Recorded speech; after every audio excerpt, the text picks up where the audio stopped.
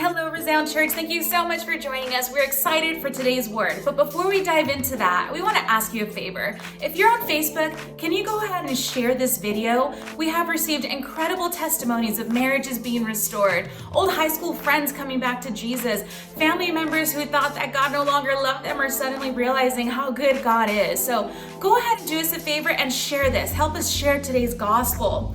We've also been getting messages like, how do I connect? I want to volunteer. I want to be a part of your community. If that sounds like you, send me a message, melissa@resoundchurch.com, and I'll get you plugged in. And coming up next, we have an incredible word and an incredible message, and we believe you're going to be blessed.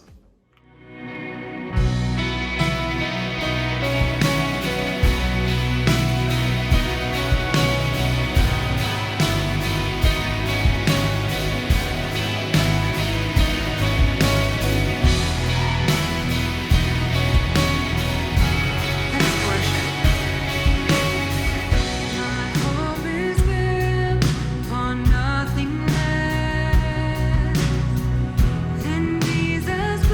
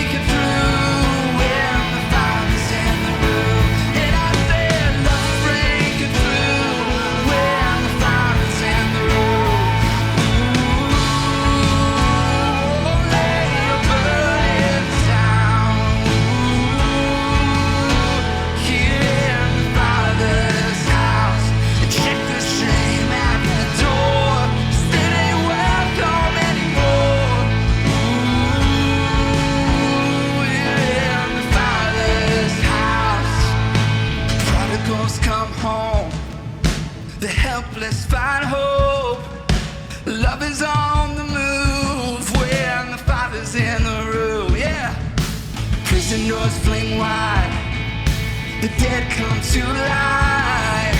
Love is on the move, when the Father's in the room. Oh, miracles take place, the cynicals find faith. Love is breaking through, when the Father's in the room. Jericho walls are quaking, strongholds now are shaking. Love is breaking through, when the Father's in the room. Oh, lay your burdens down. Ooh, here in the Father's house. Check your shame at the door. Sit ain't welcome anymore. Ooh, you're in the Father's house. Ooh, you're in the Father's house, yeah.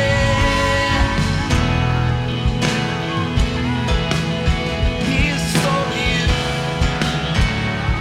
yeah. Oh, you're in the Father's house. You're in the Father's house.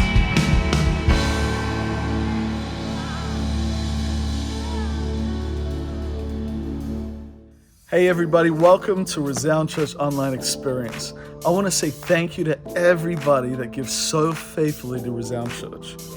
Today, this marks a beautiful day where we get to gather online worshiping Jesus. And this is possible because of the many faithful people that not only give of their talents, but it's also people like you that give of their treasure. And so I want to thank you for digging deep today and pouring out and helping champion the greatest cause on earth. There are multiple ways to give. You can send in checks, you can text to give, or you can just follow the link below. Thank you so much today once again. We love you so much, church, and thank you for all that you do in supporting the vision of Resound Church.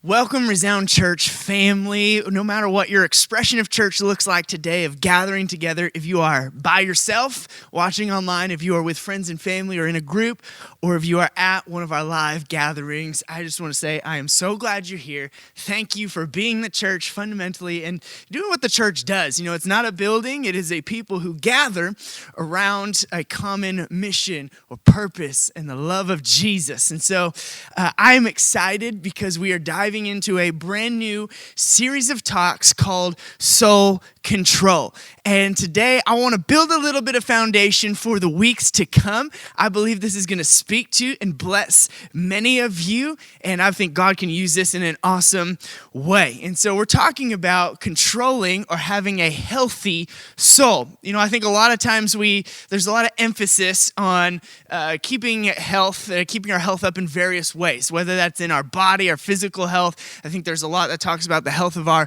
mind, but I think sometimes we forget about the health of our soul. And so to kind of set this up, I want to give you this foundational thought that has helped me kind of a good way to maybe think of your soul. And as we approach this conversation of controlling our soul and having a healthy soul, and that foundational thought is this. If you're taking notes, you can write this down. It is that we are not a body with a soul, but we are a soul with a body. I'm going to say that again, just kind of let it sink in a little bit. We are not a body with a soul. We are a soul with a body. Kind of think about that for a minute. You know, when we die, our bodies, they die. They decay. They're gone. They're donezo. But our soul lives on. We are a soul with a body. And you look at how it's just the creation of man, the very beginning, how it came about. In Genesis 2 verse 7, it says, the Lord God formed man out of the dust of the ground. He made his body out of the dust of the ground and breathed into his nostrils the breath of life. And what happened? And the man became a living soul. We are a soul with a body. Now, why is that important? I think to build this foundation and set it up, one of the reasons it is important is, I'll describe it this way. When I was growing up, my grandparents, who we lived near and would often visit when we were really young, they were pretty heavy smokers. Now, a lot of people ask, like, does smoking send you to hell? No, smoking does not send you to hell. Smoking will make you smell like hell, but not probably send you to hell. And so they were always smoking. As far as we know, it's just cigarettes. That's all they ever smoked, as far as we know. And so we'd spend a lot of time there, and as kids, and I didn't think much about it when I was younger. But my family, my parents, when they would pick us up, they'd often maybe bring us a change of clothes, or they would take us home to give us a bath or a shower before we went anywhere else. And it didn't really dawn on me or really impact me until I started to get a little bit older, and I recognized that whenever we'd come in, there was just the smell of like just smoke everywhere. I mean, you got to think a little bit like maybe the show Mad Men or something. I mean, this was just their time where everybody smoked, and it was just the normal thing that you did. It wasn't that big a deal, and so we'd come over.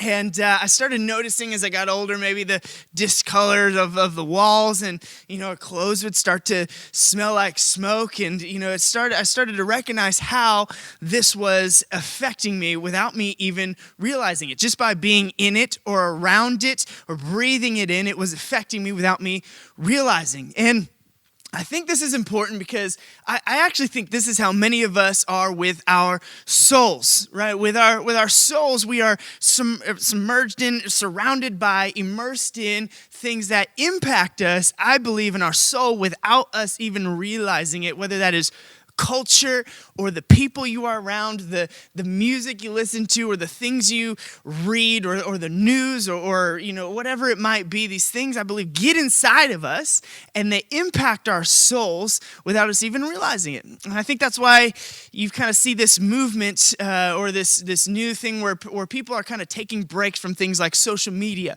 or the news. And I think it's because we're beginning to recognize, maybe without fully being able to articulate, we are recognizing that this isn't inherently a bad thing. Like, social media is not inherently a horrible thing, but it's impacting me on the inside in a very negative way.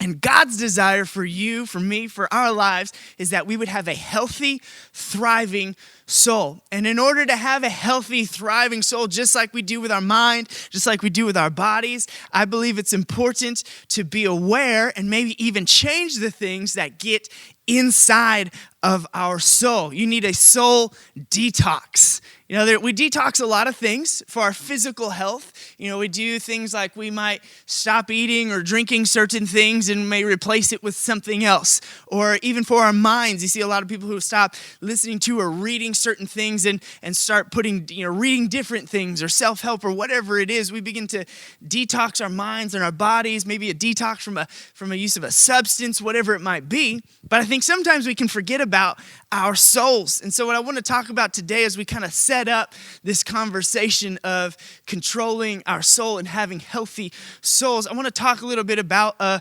soul detox or a cleansing or a finding new health for our souls, the very essence of who we are. Maybe you can relate to this feeling. If you grew up in church, you know the story of Cain and Abel. If you're not familiar with the story of Cain and Abel, I'll summarize it for you. In the very, very beginning, first book of the Bible, Cain and Abel were brothers, and they made sacrifices to God. This was a requirement before Jesus in the Old Testament, is that you had to make sacrifices. And when they did, God accepted Abel's sacrifice, but did not accept Cain's. And Cain got a little bit jealous about this, and he ended up killing his brother. And here's what happened, is God ended up cursing him, but maybe this is the feeling you can relate to a little bit. In Genesis 4, verse 11 says, now you're under a curse. This is God speaking to Cain. You killed your brother, you done messed up, now you're under a curse. And it says, when you work the ground, it will no longer yield its crops for you. And here's the feeling I think that a lot of us can relate to. You will be a restless wanderer on the earth. A restless wanderer. I think if you unpack it, a lot of people can relate to this feeling of just this restless, kind of wandering, uncertain as things get in and crowded in your soul. You're always searching, but never really finding. You're interested in everything, but satisfied by nothing. You're inwardly, maybe you feel spun up, or like you're always going, you're always on edge, you're always looking for some kind of satisfaction. And, you may find like rest for your bodies. You may do things to, you take time off, you take vacations, but you still are tired in your soul. Maybe even for some at night, you go to sleep, but your mind still wanders, and inside you still feel a little bit, just like you're not at rest. I think in the church world, we use this term that you hear, that I feel burned out. And it's not necessarily the things that I'm doing. There's just something inside of me that feels tired, that feels empty. And I think we need to pay attention to that feeling deep in our soul, in the essence of who we are, and look at, man, why am I so cluttered? Why am I so restless? And I think that's because that's not God's desire for us. His desire is that we have a healthy, rested soul. I think we just sometimes need to declutter or have a little bit of a soul detox. I think there's a beautiful picture painted in Ecclesiastes 2, verse 22, where the writer says, "What does a man get from all the toil and anxious striving with which he labors under the sun?" This restless, kind of unfulfilled, the anxiety. What do we get from this? All his days, his work, his pain and grief, even at night, his mind does not rest. And I want to ask, and maybe have a moment wherever you're at, if you're at home, if you're at our live gathering with a group of people, just to take a moment and just think inwardly. I'm not going to make you raise your hand, but how many of you say, man, often it is hard for me to shut down my mind. I do things that are supposed to give me rest, like try to get sleep or go on vacations or take breaks, but I still feel restless on the inside. My mind keeps going. I just don't feel like I can shut down. You feel like maybe you get rest, your body does, but inwardly you still feel restless, like your soul doesn't find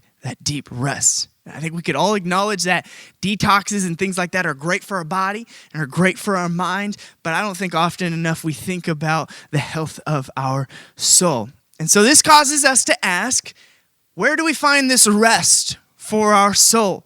And I don't want you to check out with me. I want you to just stay with me for a minute and unpack this. Where do we find rest for our soul? And this is not a churchy answer. This is not a pastoral answer. This is not a just have faith and you'll figure it out answer. But I believe truly, beyond a shadow of a doubt, that because of the way you were created, and I was created by God himself, that the one place you can only find rest in your soul is in God alone. If you're taking notes, you can write that down. Yeah, your soul finds rest in God alone. My soul finds rest only in God. In Psalm 62:1, David writes, "My soul finds rest in God alone. My salvation comes from him." And internally, who I am, my essence, will only find rest in God. There's no experience, there's no vacation, there's no person or thing, amount of money, dream home, dream job that'll make you feel at rest. Nothing will cause your soul to be at rest and find health from your soul apart from God alone. And Jesus even said it this way in Matthew 11:28, "Come to me, all you who are weary and burdened." Maybe you can relate to that restless feeling deep down, like outwardly things are going all right. Inwardly, I just don't feel that great. That might be you, where you feel just stressed out. It may be difficult to love others sometimes because you're just so revved up and on edge, and not physically, but just in your soul. And Jesus says, "And I will give you rest. Take my yoke upon you and learn from me, for I am gentle and humble in heart, and you will find rest for your souls." So the next question then that I would ask is, how do we find this rest or this detox and declutter? And what I want to do with our last few minutes, I want to give you 3 scriptures that I know that's a lot of scriptures, but my prayer is that this would sink into your soul, that it would get inside of you, and you'd begin to feel that detox or that declutter, that rest or that health, not just physically, but deep down in your soul. So how do we find this health? How do we do this declutter, this detox? Well, the first thing, write this down if you're taking notes, is be still before God. Be still before God. Psalms 46:10, it says, "Be still and know that I am God." And at the risk of stating the obvious, I want to say this verse does not say, when you are busy, be still and know that I'm God, or know that I'm God. When be productive and know that I am God. Be anxious, be in a hurry, and know that I am God. It says, be still, stop, pause, wait, and know that I am God. I don't know if you've maybe experienced this where you've had kids, little kids. I've got 2 little kids that they're just always running around. They always have energy. It's like they just don't stop. And you're like, sometimes you got to be like, just stop, sit down, be still, calm yourself. Maybe some of you are like, I'm married to that person. But I think sometimes you got to just be still in your soul and just tell your soul, hey, pause, stop. Be still for just a moment. Be calm for a moment and begin to tell your soul. Because here's the thing is you're the only one who can calm your soul and be still before God. In Psalms 131, it says, but I, not something else, someone else, not God. It says, but I have stilled and quieted my soul. Like a weaned child with its mother, like a weaned child is my soul with me. I can calm and still my soul. And some of you might just need to try this for a moment. I think one of the greatest things you can do to find health in your soul is just be still before God and just take 5 minutes. I mean, we used to do this in ministry school. We'd take, just 5 minutes there. Our director would say, hey, for a moment, just for 5 minutes, don't think about anything else. Don't do anything else. And we're just going to be still before God. And can I tell you, it's not easy. You get into it, you're like, all right, it's probably 5 minutes, it's 45 seconds, and so you start thinking about things, you're like, okay, I'm going to be still before God, and, God, I want you to guide me and direct me over to the grocery store later where I have to buy groceries, and, the car and the child and the dishes all need to be washed, and your mind just starts going, and, I think one of the greatest things you can do to calm and declutter and detox your soul is to just be still before God. Try it this week, every day, 5 minutes, just pause and be still for the sole purpose of knowing God. The second thing we can do is, after we be still before God, is wait for God. In Psalms 37, verse 7, it says, be still before the Lord and wait patiently for him.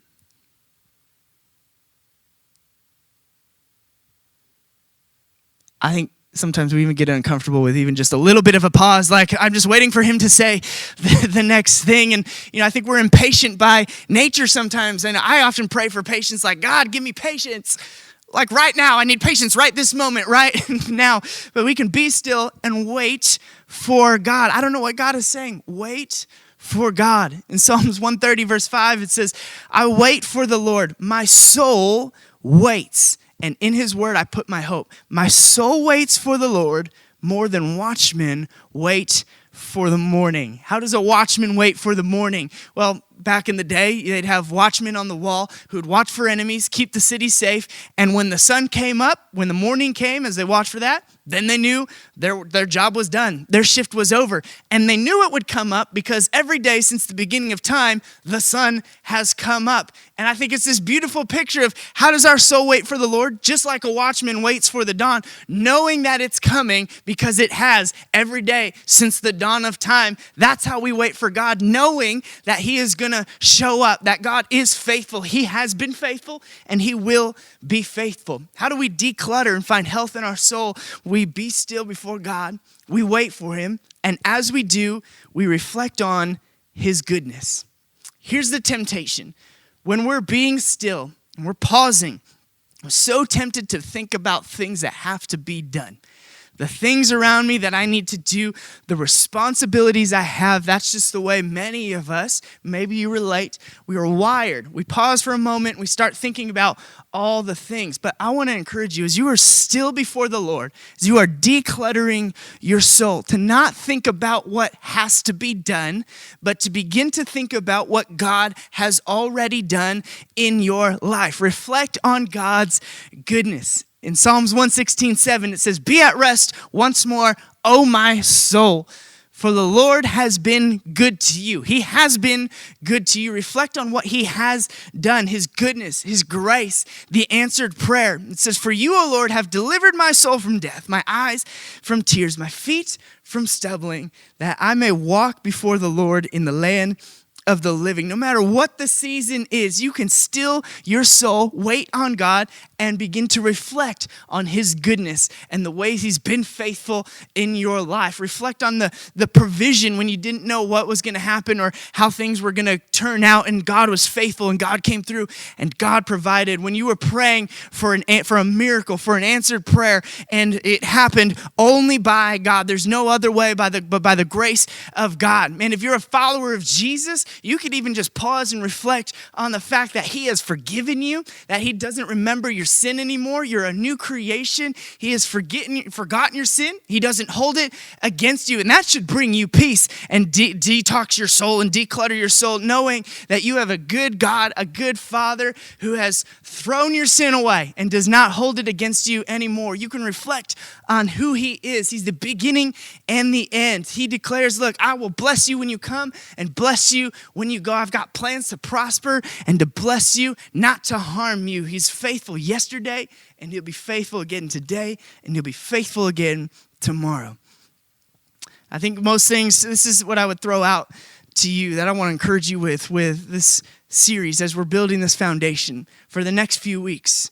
I want you to find ways. In a detox, what often happens is we focus on putting the right things in our mind, the right things in our body. But I think it's important to also look at what we need to get out of our mind and our body, and in this case, our soul, and detox our soul. Find things that are impacting your soul. I would actually challenge this, that for the next 4 weeks, try this with us, but get rid of the things that negatively impact your soul. If you don't know what that is, I would say start with social media and take a break from that, because it impacts and it feeds your soul. The only reason you can get on social media is to join us for church online. But man, try this for a month. I've been doing this for a number of months, and my soul is more at peace and more healthy. When you take out the things that are feeding your soul and impacting your soul negatively, you're like, "Oh, what if I missed something?" I promise you, you won't. You won't miss anything. Everybody will still be there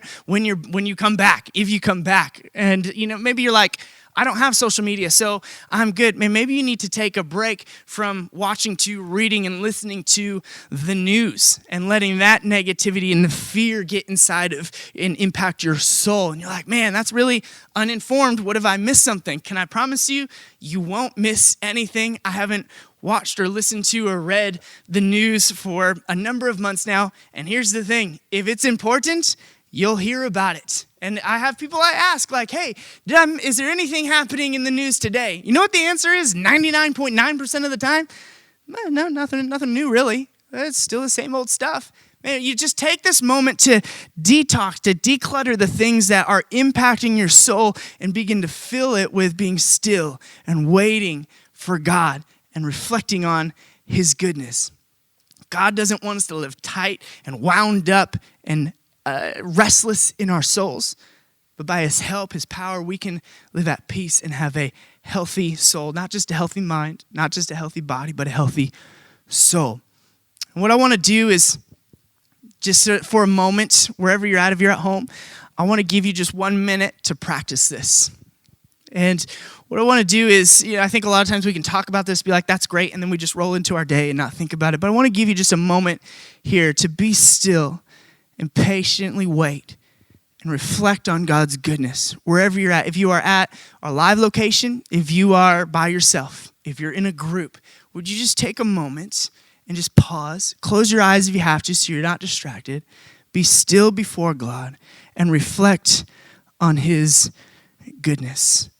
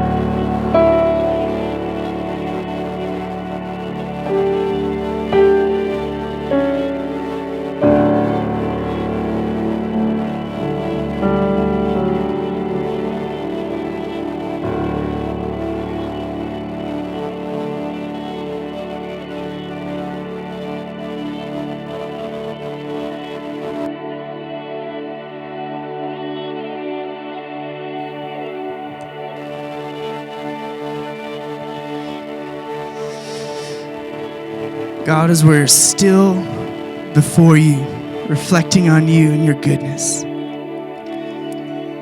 I pray that you'd begin to do a work in us as we reflect on who you are, your goodness, your faithfulness. I pray that you'd begin to do a work in our soul, not just our mind, not just our bodies,